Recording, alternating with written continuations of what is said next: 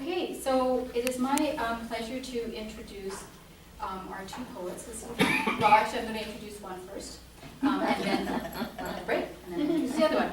So we have Candice James and Renee Sackler. But first, Candice is going to speak.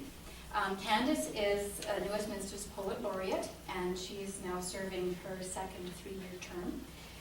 As Poet Laureate, she has written some wonderful poetry for the city and has actively promoted poetry.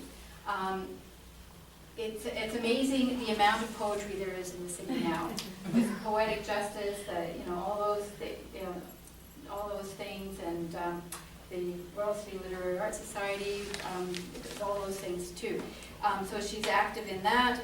She's active in the League of Canadian Poets, Poetic Justice, Poetry in the Park, Federation of British Columbia Writers. She has been featured on radio, television, and as a keynote speaker.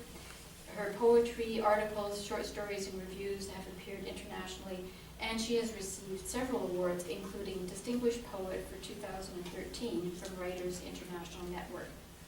Candice has published 7 poetry books, including Ekphrastichism. I knew that I would stumble over that one. Ekphrastichism. Am I right? Yeah. Painted words with painter Don Portland. And so Candice is going to read a selection from a number of her works, and I'd like you to welcome Candice.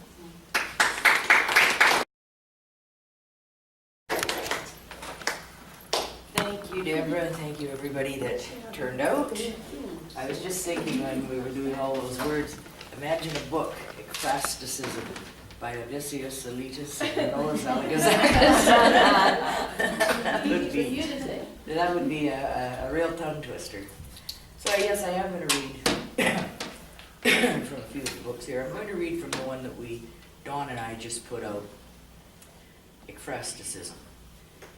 There's all his paintings, each poem, there's a painting beside each poem. He had the paintings, I did the poems to the paintings. And he's quite astounded at some of the things I saw in his paintings that he had no idea were there. So the first one is called Signature. A winter's day on the road to hope, I gaze out the passenger window. Trees pass by.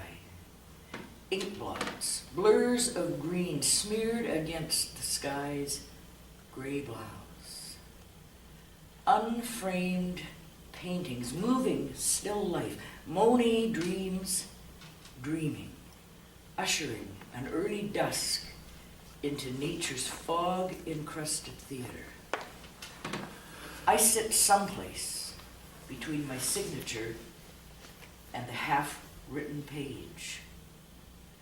The waning fog flows into the hard-edged corner of a twilight star.